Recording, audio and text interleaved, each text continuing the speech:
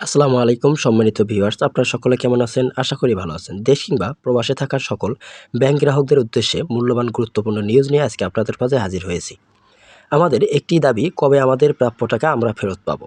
আমাদের কষ্টের টাকা না পাওয়া পর্যন্ত আমাদের আন্দোলন চলবে। নতুন সরকারের আমলে যদি আগের মতোই হয়ে থাকে তাহলে আমরা কি করব সেই সিদ্ধান্ত আপনাদের হাতে। প্রিয় দর্শক, অবশ্যই আপনারা কমেন্টস করে জানিয়ে দেবেন আপনাদের মন্তব্য। আর আপনারা যদি আমাদের চ্যানেলটিতে একদমই নতুন হয়ে থাকেন তাহলে অবশ্যই চ্যানেলটিতে সাবস্ক্রাইব করে বেল বাটন অন করে রাখবেন। আজকের নতুন একটি নিউজ নিয়ে আজকে আপনাদের মাঝে হাজির হয়েছি। প্রস্তাবিত ডিজিটাল ব্যাংক।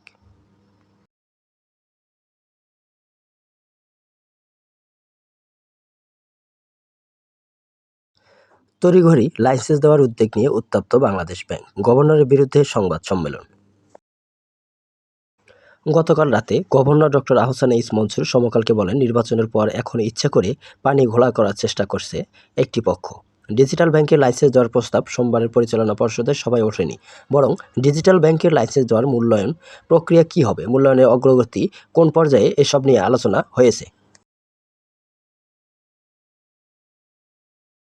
আর পরিচালনা পর্ষদ কী সিদ্ধান্ত নেবে না নেবে সেটা সেখানে আলোচনার বিষয়। ডিজিটাল ব্যাংকের লাইসেন্স দেওয়ার আগে সরকারের সঙ্গে আলোচনা করে সিদ্ধান্ত নেওয়া হবে। ফলে যেসব কর্মকর্তা একটা করছেন তাদের বিরুদ্ধে শৃঙ্খলাজনিত শাস্তিমূলক ব্যবস্থা নেওয়া হবে। বাংলাদেশ ব্যাংকের মুখপাত্র ও নির্বাহী পরিচালক আরিফ হোসেন খান বলেন, ডিজিটাল ব্যাংকের লাইসেন্স কোনো না কোনোভাবে যেন বিতর্ক না হয় সেজন্য শুরু থেকে চেষ্টা করা হচ্ছে। লাইসেন্স দেওয়ার বিরুদ্ধে একাধিক মূল্যায়ন কমিটি করা হচ্ছে। আমি নিজেও একটি মূল্যায়ন কমিটির সদস্য। সোমবার পর্ষদ সভায় লাইসেন্স দেওয়ার প্রস্তাব যায়নি এবং মূল্যায়ন অগ্রগতি নিয়ে আলোচনা হয়েছে।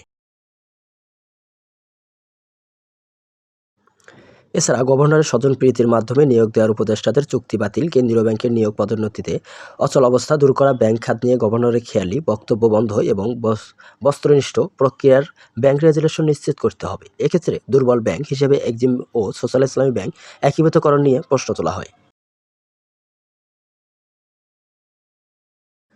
সংবাদ সম্মেলনে একাধিক সাংবাদিকের প্রশ্ন করেন, বিগত সরকারের সময়ে ব্যাংক খাতের লুটপাট হলেও তারা চুপ থেকে সমর্থন দিয়ে গেছে, হঠাৎ তারা এভাবে সরবরাহ হওয়ার কারণ কি? জবাবে মাসুম বিল্লাহ বলেন, আগে করিনি বলে এখন আমাদের প্রশ্ন তুলছেন?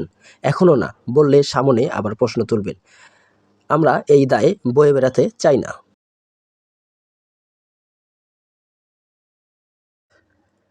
কাউন্সিল আরও জানায়, ব্যাংক কোম্পানির আইন অনুযায়ী একটি ব্যাংক অন্য ব্যাংকের সাবসিডিয়ারি হতে পারে না। পাশাপাশি 10% বেশি শেয়ার ধারণের ক্ষেত্রে সরকারের অনুমোদন বাধ্যতামূলক। বর্তমান রাজনৈতিক অন্তর্বর্তী সময়ে এমন বড় নীতিগত সিদ্ধান্ত নেওয়া আইন ও প্রভা উভয়ই লঙ্ঘন। এই উদ্যোগের মাধ্যমে ব্যাংকিং খাতে একটি একচেটিয়া বাজার